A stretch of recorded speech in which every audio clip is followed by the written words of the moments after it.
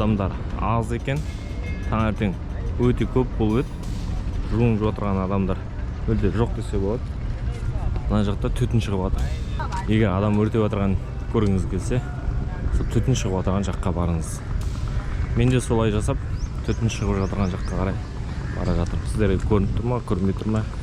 Мына шамада түтін болып жатыр. Ал кеттік.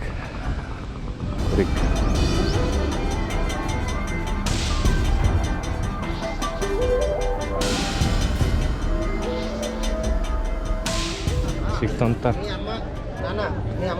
тамақ беріп жатыр, тамақ ішіп жатыр.